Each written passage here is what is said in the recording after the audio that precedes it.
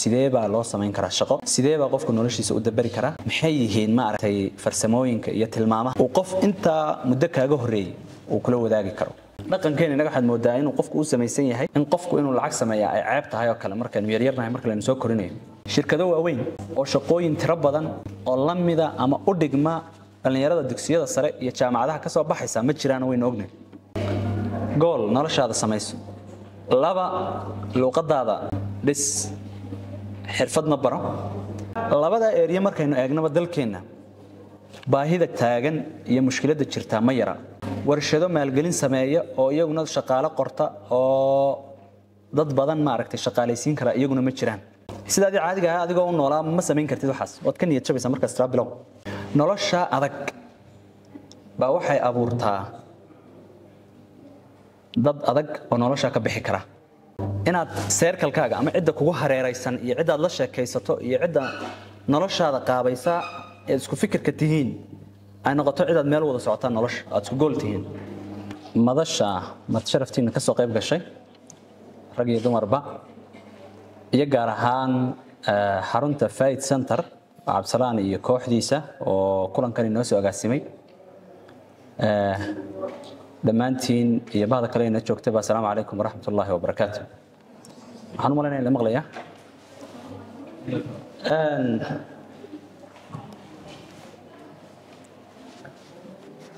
مواضيع عين كانوا كلاء markaan ka hadlayo xiise gaar ay sameeyay waayo de marxaladan soo maray oo kamida waliba oo laga yaabaa waqtigu inuu kala duwan yahay laakiin dugsiyada Hargeysa kooda jirtaan ama ka soo baxdeen iyo jaamacadaha dalka kooda jirtaan ama dhameysteen ayuun baan soo marayo waan garanayaa marxaladani macnaha ay leedahay waan dareensanahay culayska inta badan ku hareeraysan xaaladda qofku uu ka soo gudbayo xilligii mas'uulka laga ahaa ama xilligu doonayay inuu madax bannaanaado oo qofku uu nolol samaysto oo dhaqaale samaysto oo shaqo samaysto ama helo oo istabaro waa isgeys aad iyo aad u xasaasiya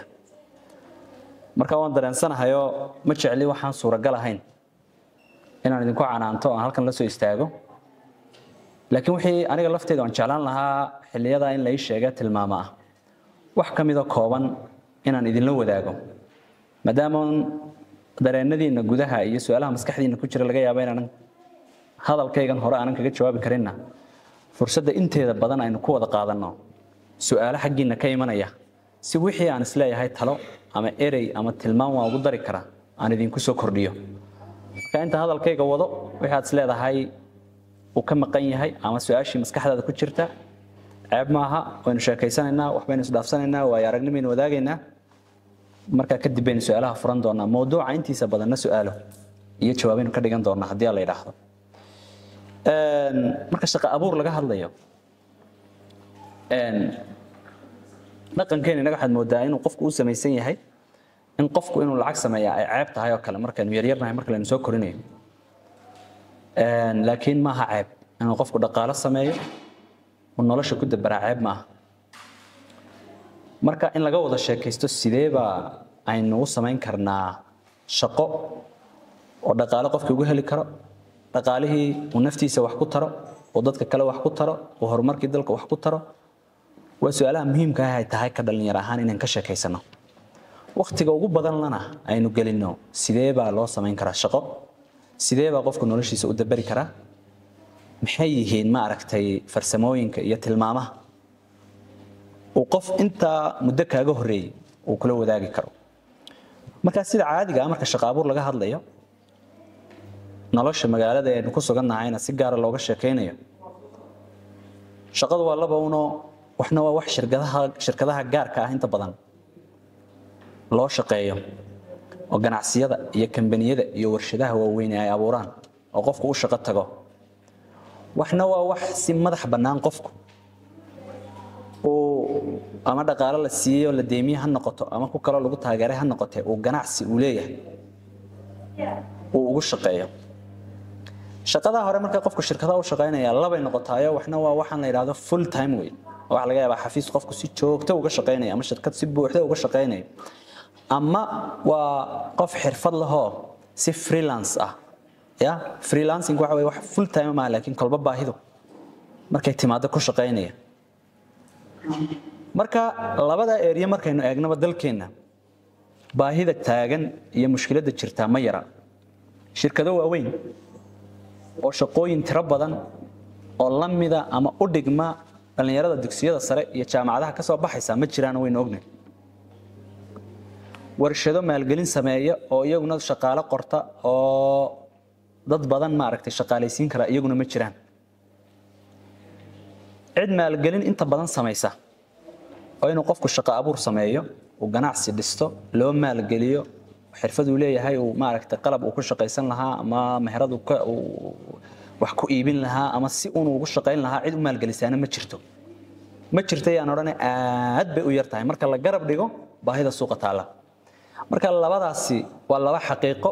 oo aynu waajahayno taa macnaheedu marka kama dhigna fursad ma jirto ama kama dhigna niyo shirkado badan ma jiraan oo shaqadii ma aragtay fursadii shaqada la helayay iyo dadkii soo baxaya kala badan dhaqaalana cidima sameynaysa gacmahan ka laabanaynayo waynu iska meeraysanayna ma nin filosofara oo aqoon-yahan weyn oo ibn khaldun loo oran jiray hal hays buu leeyahay hal hayskaas wuxuu ku soo koobayaa meertada nolosha ama bulshada isagu sociologist buu ahaa aabihii cilmiga arrimaha bulshada marka laga hadlayo adduunka oo dhan la isla waafaqsan weeye ibn khaldun wuxuu yiri marka nolosha adag ma wuxuu yiri nolosha horumarsan ee jilicsan ee quruxda badan ee ma aragtay aan challenge ka badan lahayn waxay abuurtaa dad jilicsan dadka jilicsan maadaama aanay garanaynin nolosha adag waxay tahay inuu ku soo korinba iyaguna waxay abuuraan nolol adag oo qarfa leh nolosha adag ba waxay abuurtaa dad adag oo nolosha ka bixi kara kuwa adag ee nolosha ka bixi kara ayaa waxay abuuraan nolol raaxo leh oo nafisa oo challenge lahayn halkaas ay taadana ka soo bilaabantaa noloshaas waxay abuurtaa qofkii jilicsan waa circle waa sunno ilaahiya inay nolosha u shaqeyso marka maadaama caqabadaha inta leega ay jiraan waa inay ogaataan sida taariikhda aadamaha laga bartay iyo waayo-aragnimada nolosha adag dadka ku soo kara in leenahay shaqo ma jirto shirkado ka shaqeynaya oo shaqo abuur sameynaya ma jirto dawladda u soo jeedo oo siyaasad iyo qorshe iyo ma aragtay muhiimad siinaya oo bal dhalinyaradii iyo foxkeedii ma aragtay ku soo jeeda ma jiraan nolosha caynkaas ee fursadihii yar yihiin ee laga yaabo aqoonta tayadeedii inay hooseyso ee laga yaabo dhaqaalihii inuu yar yahay ayay dadka macnaha leh horta ka soo baxaan marka dadka macnaha leh ka soo baxay inaad tihiin horta ogaada oo abuuri doona nolosha jeclaan lahayd inaad ku noolaataan oo generationkeedii ka dambeeya ku noolaado inta gobol xaarka markaan ka tago muxuu haddaba aynu samayn karnaa wadciga noocaas markaynu ku noolnahay iyo dalka caynkaas markaynu ku noolnahay waxaynu sameynaynaa qofku horta marka ugu horeysa inuu dareemo mas'uuliyaddaas inay saaranta inaanad cidna ku halaynin oonad cidna ka sugin horta inay ama dawladda ama ganacsatada ama shirkadaha iyo warshadaha ma jiraan beedhe cidna horta inaad ka fikirna aad tiraahdo maxaa suurtagala waayo xeerarka rabbaaniga ilaahay nabar waxa kamid ah meel kasto caqabad taalo caqabada fursad la midina way taala ma jirto meel caqabada iyo fursad kala badan yihiin marka caqabadaas sideen uga bixi karnaa afar shan talo ayaan jecelahay marka inaan idin la wadaago kadibna su'aalayo jawaab aynu ku wada sheekaysana hadii la yiraahdo marka ugu horeysa adaadan aad joogtid aad intan leeg tahay waxa ugu muhiimsan waxa way horta koow nolosha inaad yool aad leedahay uu jiro halkeed u socotaa maxaa doonaysaa 5 sano 10 sano 20 sano 30 sano isku isba taagan tahay wadadeed raacaysa halkeed doonaysaa inaad ku dhamaato waa inaad qeexdid waa talaabada koowaad gaari Allah naxariistay wuxuu yiri nin dariiq xariiqda kala garan kara dayowge dhidarkii ku dhacay darab doc kastaaba wuu toos macnaha qof garanaya meesha u socdo ya ayaa wada raadsaday inuu khaldayn kala garanay laakiin haddaanad garanaynba meesha u socotid maxaad rabtaa qofka ugu fiican ee tusaale ahaan macalinka ugu fiican ee magaalada Hargeysa xisaabta dhigan raba inaan noqdo ma waxaan doonayaa inaan noqdo qofka looga dambeeyo up development ma waxaan doonayaa inaan noqdo qofka ugu sareeya ee decorationska guriyaha marka la sameeyo ma waxaan doonayaa designerka ugu fiican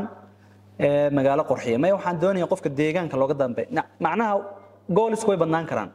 talaabada ugu horeysa wax weey maxaad isleedahay wad ku fiicantay maxaad xiiseynaysaa heegan maxaa suurtagal lagu shaqo tagaa waxyaalaha aanad xiiseynayno isleedahay shaqo lagu heli karaa raadsan waliga ayaa la laana qalbigaagu hadii aanu compatible ama comfortable ku ahayn oonad ogolayn macna ma sameynaysa inaad tiraado waxaan lagu bariiseeyay aan galno ya maxaad ku fiican tahay inta soo shaqo jira oo 10 sano ka hor aan cidiba aqoonaan macna lahayn laakiin maanta laga yaabo inay imka kamaradan 10 sano ka hor ama 15 sano ka hor lama aqoon hadana waxa imka ku jirta maxay waxyaalaha de ma aragtay meel kasto la isugu imanaya ama madal kasta ama xirfadaha ugu badan ee lagu shaqeeyo ku jirta marka ha ku qiyaasin xilligan aad nooshahay maxaa imika sanadkan ama inta ku muuqato xirfada jira laakiin casriga si guud maxaa la jaan qaadaya naftaaduna ay ka shaqeyn kartaa waa goal samayso waa talaabada koowaad talaabada labaadna waxa weey ama jaamacad dhiga ama ha dhigan laakiin xirfad baro jaamacadaha xirfad lagu ma barto Soomaa intooda badan waxa lagu bartaa maxay subjects wide ah oo si broad loo dhigto ma qofka tusaalahan computer science dhiganaya waa xirfad laakiin waxa laga yaabaa wax specific ah ma inta soo subject ayuu dhiganaya marka adigu si gaar ah xirfad aad isleedahay waad ku fiican tahay ama waad ku fiicnaan kartaa waad xiiseynaysaa isku day inaad barato mid laba saddex xirfadda markaad baranaysana ha u baranin sida caadiga ah ee maadooyinka iskuulka ku dhigataan kana waan ka baxay waa lagu baasay imtixaankan ka gudbay ma xirfadda waa inaanay jirin ama aad haato qofka ugu fiican ee xirfadda barta xagga kale uga bax marka xirfad baro xirfaduna waa laba qaarna waa kuwii soo jireenka ahaya oo traditional skills bale qaarna waa kuwan digital skills kale ama xirfadaha casriga ah ee waqtiga cusub la soo kordhay traditional skills still suuq way leeyihiin ya qofka electricity iyo dabkan ka shaqeynaya waa traditional laakiin waa xirfad qofku uu dhaqaale ku sameeyo noloshiisa uu ku dabaro qofka makaaniga ah ee baabuurta ka shaqeeya waa xirfad traditional laakiin shaqeysa dhismaha qofka dhisa qofka marmarkan dhulka dhigay waa traditional skills ba ku leeyahay ama kuwa digitalka ah ee casriga ah baro ee la socda digital age ka waxa leeyahay kuwaasana waliba idinku the generation keenan inta badan fursadaha ugu badan ee qofku uu nolol ku dabari karo kuwaas marka kaagama baahna dawladda aad tiraado shaqana siiyo kaagama baahna shirkado iyo waxaas xirfad horta barkow xirfadda xagga laga baran karaa waxa laga baran karaa oo inta ugu badan leh qofku ka heli kara internetka oo isagu laftiisu maxay isku xidhankii adduunka qayb weyn ka qaata youtube-ka dad gashid website-yadan kale dad gashid intaas oo xirfadood baa jira tusaale ahaan laba website baan ku sheegay website kale ilaa Coursera waad maqasheen Coursera 7,000 oo waxa ku jira course 7,000 courses oo dadkii ugu aqoonta badnaa ama instructorska ugu professional san adduunku ay dhigayaan marka adigu ma way kartid mid aad ku fiican tahay waa qodob waxa jira isaguna mid kale oo la yiraahdo Udemy Udemy uu ka weyn yahay Coursera 250,000 oo course baa ku jira oo ay bixiyaan in ka badan 80,000 oo macallin ama trainer waxa laga yaabaa wax yar oo habeen meel aad kaga cashaysay inuu course-kaas yahay ama certificate-kiisu uu yahay $15 maxay wax saa u raqiis laakiin xirfadda uu qofku u baran karo to the highest level of qualification ma aragtay oo qofkaas uu ku sameyn karo okay xirfaddii goolkii waad samaysatay jeedada waxaad rabtay courseska website-yada ama kuwa kale YouTube-ka kamid yahay lagu baro xirfadahan si heer sare ah baad u baratay maxaa ku xiga xagga laga shaqeynaya Soomaa waxaad kaga shaqeynaysaa horta kow xirfad inaad baratay waxa ugu horeeyd ku faa'iideysa waa wacigaaga aqoontaada inaa korodho kow laba sida qofku uu fursadaha ugu samayn karaana iyagana waxa jira global platforms la yiraahdo maxay remote jobs la saaro waayo waxaan doonay xoog inaan saaro maxay fursadaha aan wayna sheegnaa fursadaha man hadaan jirin adoo halkan jooga sidoo shaqeyn kartaa remotely adigoo remote u shaqeynaya adduunka laba website mise saddex website ba ugu weyn remote jobs ka ama freelancing ka waxa la yiraahdo walakin markaad xirfadiina aad taqaanid luqadaaduna ay fiican tahay waa muhiim luqadu waa markaad waxaan baranaysid af Soomaali kuma kororsidana sheegna kuma jiraan ingiriisidaada waa inay strong tahay laba xirfadna aad leedahay laba website baan markaa ku tilmaamay iyagana oo ah platformska ama websiteska oo qofkay ka go'an tahay oo ka heli karo fursado shaqo mid waxa la yiraahdaa Fiverr Fiverr waa website shirkadaha ugu waaweyn adduunka globally meesha doonaan Afrika iyo Asia Mareykan iyo Europe ay xirfadaha u baahan yihiin iyo skillska u baahan ay ku post gareeyaan graphic design baan u baahanahay qof coding ii sameeyaan u baahanahay qof transcriber aan u baahanahay qof voice over cod ii saaraan u baahanahay meel qof maxaygana intaas oo thousands of jobs ay day lagu soo baahiyaan waxaad u baahan tahay inaad register gareyso xirfadaadana aad taqaanid profile aad ka dhex samaysatid Facebook profiles iyo TikTok profiles iyo Instagram profiles baad leedahay soma kooxda shaqo kuma siinayso lagu mana helaya social life way waa entertainment network dad aad ku baranayso laakiin platforms kan hadaad profile ka sameeyso profile ka waxa laga rabaa shaqo inaad qabatay hore sida weegaayeen based on skills kaaga profile kaagi testimonials dad la shaqeysay oo meeshan dhexdeeda ah profile strong marka inaad sameeysid marka course kaagi baratid hadhowdii dalabaad baad helaysaa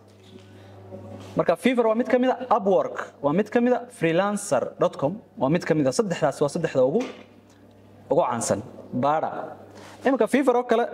2024 399 milyan oo lacag lagu kala shaqeystay 391 million dollars ayuu ahaa qof adigaagas hadad shaqo baanta cid ku qabataan halkan joogin wala post gareynaya waa remote because shaqooyinka inta xafiis la taga face to face loo tago waxa ka badan inta digital lagu sameeyo gala marka xirfadaha ugu badan 20ka skill ugu muhiimsan Fiverr laga shaqeeyo kuwa baara way soo bixi doonaan mid kamid ah laga yaabaa ina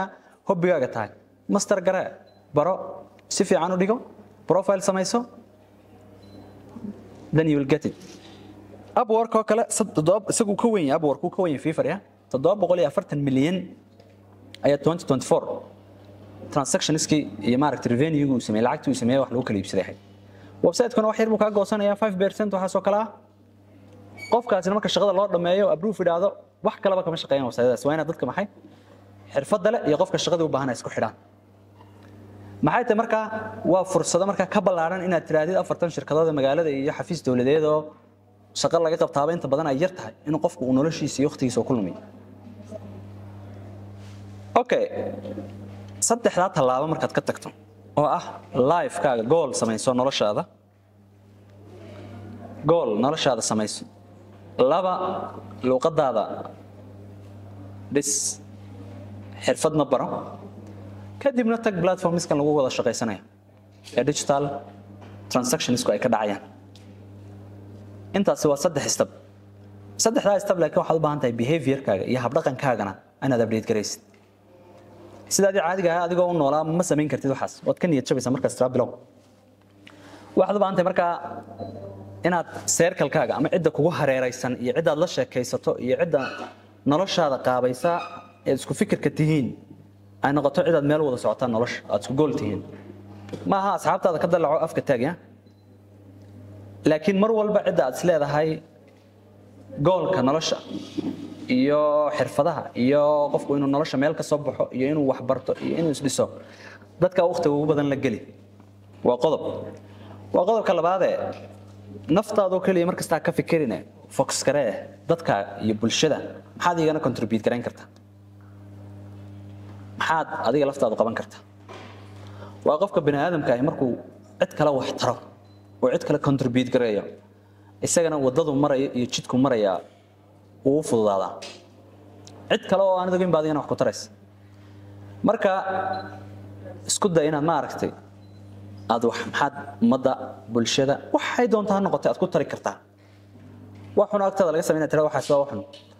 arrin meel ka socotay inaad aragtidaada ka dhiibto tiraada aragtidaasi saama xaalad meel taagan inaanad cid aad ogtahay inaanad ku haboonin inaanad u dhaafin aad sixi kartid maalin magaalada xashiishka laga gurayo inaad xashiish ka qaadi kartid maalin waxa weeyaan ardayda ka yar yar iskuulkii ma aragtay kugu dhawaad tagaysid inaad u tagtid qof tala ku weydiiyay inaad siisid macnaha contribution bulsho iyadana samee saddex wax akhriskaagana xooj digital era noolnahay nolosheenu dhan waa digital iyo reels iyo TikTok shorts iyo Instagram shorts sabirkii baa yaraaday marka isku day inaad wax akhriska aad badisid one page maalinta dad doonto akhri waa 5 minutes ama 10 minutes wax ka yar one page joogtee